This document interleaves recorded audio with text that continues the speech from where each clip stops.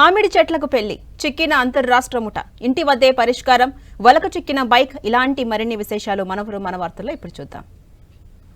వైసీపీపై మంత్రి నిమ్మల రామానాయుడు ఫైర్ అయ్యారు. గత 5 ఏళ్లలో రాష్ట్రంలోని అన్ని ప్రాజెక్టులను విధ్వంసం చేశారని విమర్శించారు. పశ్చిమ గోదావరి జిల్లా పాలకొల్లులో పర్యటించిన ఆయన 14 కోట్ల నిధులతో దమయపర్తి మురుగు డ్రైవ్ పనులకు శంకుస్థాపన చేశారు. దమయపర్తి డ్రైవ్ పనులను పూర్తి చేసి పాలకొల్లు పట్టణాన్ని ముంపు నుంచి కాపాడుతామన్నారు. జగన్ పాలనలో రాజధాని పోలవరం ప్రాజెక్టులతో పాటు రాష్ట్రంలో అభివృద్ధి పనులకు పూర్తిగా నిర్వీర్యం చేశారని ఆరోపించారు. వైసీపీ హయాంలో తీసుకొచ్చిన చెత్త పన్నులు కూటమి ప్రభుత్వం రద్దు చేసిందని మంత్రి నిమ్మల వ్యాఖ్యానించారు. దమయపర్తి డ్రైన్ అనేది మరి మనిషి నిలువులోతు ఊబితో ఉండేటువంటిది.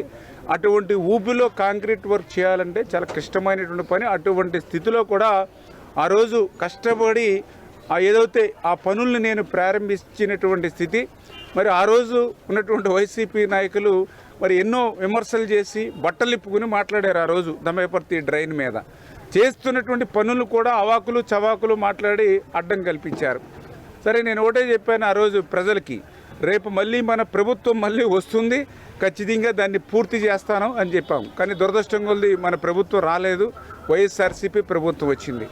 మరి ఆ రోజు మనం చేసే పనులను అడ్డుకొని బట్టలిప్పుకొని అవాకులు చవాకులు మాట్లాడినటువంటి వాళ్ళు 5 సంవత్సరాల్లో ఈ దమయపర్తి డ్రైన్కి సంబంధించి ₹1 పని ఎందుకు చేయలేదు?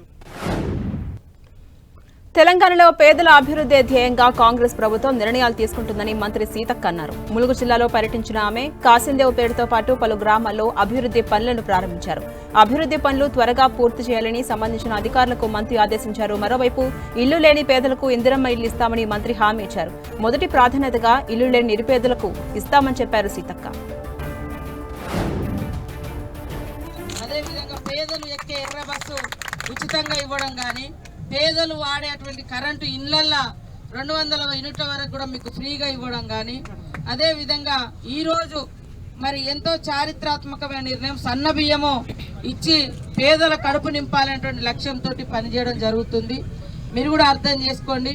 ఇంకా తొందరలోనే ఆ ఇళ్ళది కూడా ముగ్గు పోస్తాం. ఇప్పుడు లిస్టు తయారు చేస్తున్నాం.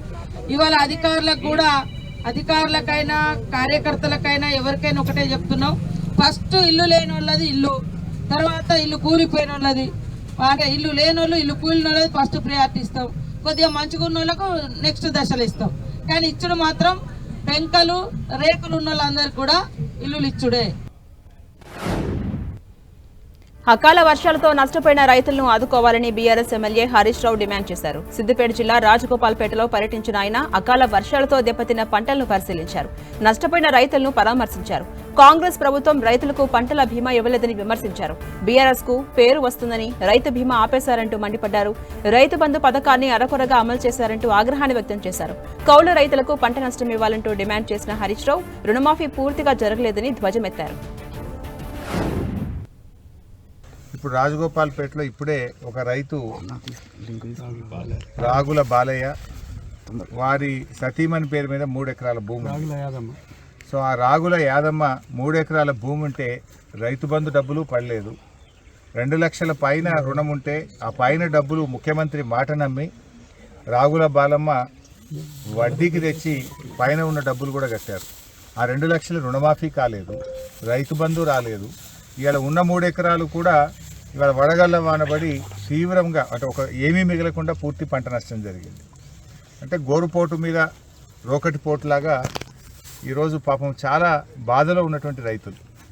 ముఖ్యంగా ఆ రోజు అసెంబ్లీలో ఈ ప్రభుత్వం చాలా గొప్పగా చెప్పింది, కాంగ్రెస్ ప్రభుత్వం వస్తే మేము రైతులకు పంటల బీమా ఇస్తాం, మేము పంటల బీమా ఇస్తాం, రైతు బంధు 15,000 ఇస్తాం అని చెప్పిన ఈ ప్రభుత్వం వానకాలం రైతు బంధు పూర్తిగా ఎగ్గొట్టింది.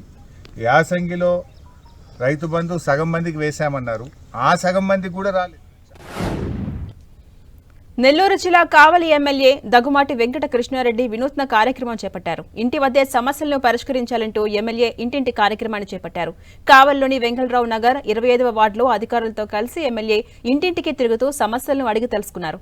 డ్రైనేజ్, వాటర్, కరెంటు వంటి సమస్యలు వెంటనే పరిష్కారం అయ్యే విధంగా అధికారులకు ఆదేశించారు. సీఎం చంద్రబాబు చొరవతో రాబోతున్న రోజుల్లో నియోజకవర్గం మరింత అభివృద్ధి చేస్తామని ఎమ్మెల్యే హామీ ఇచ్చారు. ఇంటింటి కార్యక్రమాన్ని చేపట్టిన ఎమ్మెల్యేకు గ్రామస్తులు బ్రహ్మరథం పట్టారు. డ్రైనేజ్ వ్యవస్థ అస్తవ్యస్తంగా ఉండి డ్రైనేజ్లు డ్యామేజ్ అయ్యింది.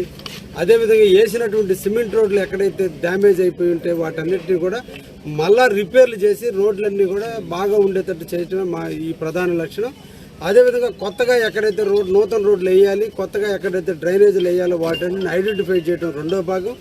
వీధి దీపాలు వెలుగుతున్నాయా లేదా, వెలగని పక్షంలో వాటిలందరూ కూడా వీధి దీపాలు ఇవ్వాలి. అదేవిధంగా మంచినీటి సదుపాయం అన్నిటికంటే ముఖ్యం. వచ్చేది ఎండాకాలం కాబట్టి ప్రజలందరూ కూడా ఎండల్లో ఇబ్బంది రాకుండా రోడ్డు మీదకి వచ్చి బిందులతో నీళ్లు ఎత్తుకుపోయే సంస్కృతి స్వస్తి పలికింది.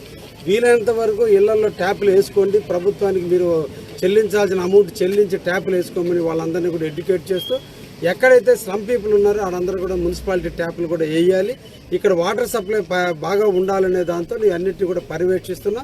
ఇందులో భాగంగా ఖమ్మం జిల్లా సత్తుపల్లి పట్టణంలోని ప్రభుత్వ ఆసుపత్రిలో ఎమ్మెల్యే మట్టా రాగమయ్య దయానంద్ ఆకస్మిక తనిఖీలు చేశారు. ఆసుపత్రిలోని అన్ని వార్డులను ఎమ్మెల్యే క్షుణ్ణంగా పరిశీలించారు. ఆసుపత్రిలో అందుతున్న సేవలపై రోగులను అడిగి తెలుసుకున్నారు. ఆసుపత్రిలో రోగులకు సరైన పోషక ఆహారం ఇవ్వట్లేదని తెలుసుకున్న ఎమ్మెల్యే డైట్ సిబ్బందిపై ఆగ్రహాన్ని వ్యక్తం చేశారు. మరోవైపు ఎమర్జెన్సీ కేసులకు చికిత్స అందించకుండా ప్రైవేట్ ఆసుపత్రికి రిఫర్ చేస్తున్నారంటూ ఎమ్మెల్యే మండిపడ్డారు. ప్రభుత్వ ఆసుపత్రిలో వైద్యులు ఎప్పుడూ అందుబాటులో ఉండాలని ఎమ్మెల్యే సూచించారు.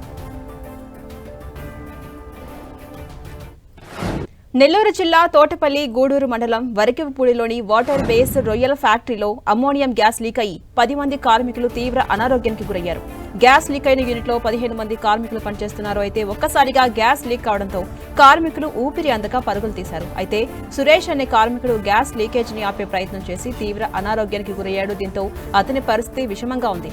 బాధితులను నెల్లూరులోని ప్రైవేటు ఆసుపత్రికి తరలించారు. అయితే అమ్మోనియం గ్యాస్ వాసనతో ఫ్యాక్టరీ పరిసర గ్రామాల్లోని ప్రజలు ఆందోళనకు గురవుతున్నారు. తెలంగాణ అగ్రి హార్టికల్చర్ సొసైటీ ఆధ్వర్యంలో నాంపల్లి ఎగ్జిబిషన్ గ్రౌండ్స్ లో తెలంగాణ రైతు మహోత్సవం 2025 కార్యక్రమం రెండో రోజు జరుగుతుంది. ఈ నెల 11న ప్రారంభమైన ఈ కార్యక్రమం ఈ నెల 14 వరకు జరగబోతోంది.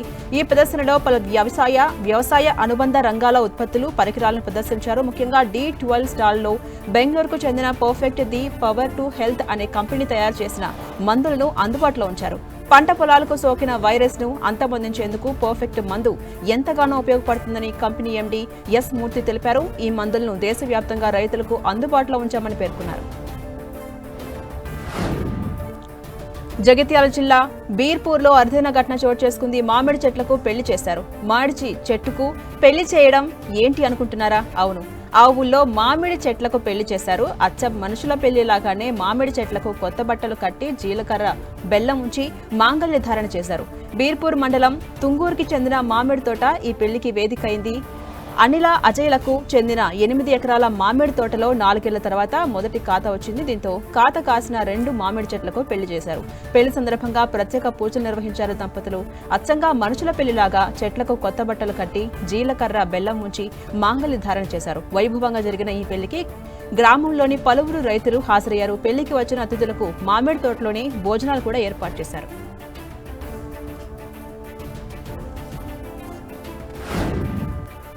శ్రీ చైతన్య అకాడమీలో మరో కొత్త ప్రిపరేషన్ కేంద్రాన్ని ప్రారంభించారు. మేడ్చల్ జిల్లా జీడిమెట్ల మండలం కుత్బుల్లాపూర్లోని శ్రీ చైతన్య అకాడమీ 7వ టెస్ట్ ప్రిపరేషన్ కేంద్రాన్ని స్థానిక ఎమ్మెల్యే వివేకానంద గౌడ్ ప్రారంభించారు. ఈ కార్యక్రమంలో శ్రీ చైతన్య విద్యా సంస్థల సీఈఓలు శేషగిరి రాజు, ఉజ్వల్ సింగ్లు పాల్గొన్నారు.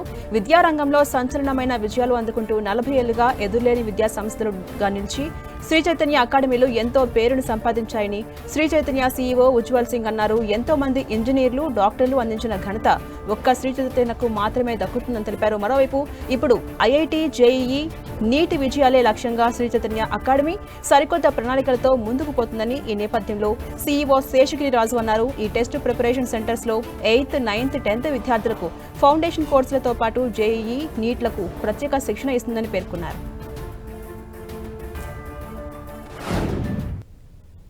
కోచింగ్ కోసం చూస్తున్నారు. సో వాళ్ళందరికీ ఇది ఒక మంచి అవకాశం. శ్రీ చైతన్య అకాడమీలో స్టూడెంట్స్ 8th నుంచి 10th వరకు ఆఫ్టర్ స్కూల్ అవర్స్ ఫౌండేషన్లో అడ్మిషన్ తీసుకోవచ్చు. వాళ్ళకి ఒలింపియాడ్స్లోను, బోర్డ్స్లో ప్రిపేర్ చేసుకోవడానికి ఇది ఒక మంచి అవకాశం. మన సెంటర్స్ హైబ్రిడ్ మోడల్లో ఉండడం వల్ల స్టూడెంట్స్కి ఆన్లైన్ క్లాసెస్ కూడా అటెండ్ చేయొచ్చు. ఎప్పుడైనా స్కూల్ నుంచి ఇబ్బంది అయినా, స్కూల్ లేట్ టైం ఉన్నా కూడా వాళ్ళ నీట్ ఆస్పిరేషన్, ఐఐటి ఆస్పిరేషన్కి ఇది ఒక సదావకాశం. దీంతో పాటు NEET and IIT JEE 11th and 12th కూడా మన దగ్గర బ్యాచెస్ స్టార్ట్ అవుతున్నాయి. చాలామంది పిల్లలు ఇక్కడ నుంచి ఆఫ్టర్ స్కూల్ చాలా దూరం వెళ్ళాల్సి వచ్చేది, కుకట్పల్లికి కానీ కొండాపూర్కి కానీ నారాయణగూడకి కానీ. బట్ ఇప్పుడు ఆ పిల్లలకి అంత దూరం ట్రావెల్ చేయాల్సిన పని లేదు. మీకు ఫేవరెట్ అయినటువంటి శ్రీ చైతన్య అకాడమీ సుచిత్రాల్లోనే వచ్చింది. విజ్ఞాన్ యూనివర్సిటీ నిర్వహించిన ఫేజ్ 1 ఫలితాలను యూనివర్సిటీ వైస్ ఛాన్సలర్ నాగభూషణ్ విడుదల చేశారు. గుంటూరు, హైదరాబాద్ క్యాంపస్లో BTech, BPharmacy, BSc agriculture, pharm D కోర్సులో చేరేందుకు యూనివర్సిటీ ప్రవేశ పరీక్షలు నిర్వహించింది. దేశవ్యాప్తంగా నిర్వహించిన ఈ పరీక్షల్లో 50,000 మంది విద్యార్థులు పరీక్ష రాయిగా 40,000 మంది విద్యార్థులు ఉత్తీర్ణత సాధించారని యూనివర్సిటీ వీసీ నాగభూషణ్ తెలిపారు. ఈ నెల 16 నుంచి 20వ తేదీ వరకు కౌన్సిలింగ్ ప్రక్రియ ఉంటుందని పేర్కొన్నారు. మరోవైపు ఫేజ్ 2 పరీక్షలను ఏప్రిల్ 13 నుంచి 30వ తేదీ వరకు నిర్వహించబోతున్నట్టుగా విజ్ఞాన్ యూనివర్సిటీ ప్రకటించింది. Foundation for Science, Technology and Research is a university which has got 7 schools, and every school has got at least 3 departments. So you can imagine the total number of departments that we have got. We diverge from BSc up to BTech, and we also get into BSc Agriculture, B Pharma, all these activities. Therefore, the prospective students have a lot of choice over here. We have conducted the entrance examination. The first set of entrance examination results are being announced on this day. The first 10 ranks also have been released.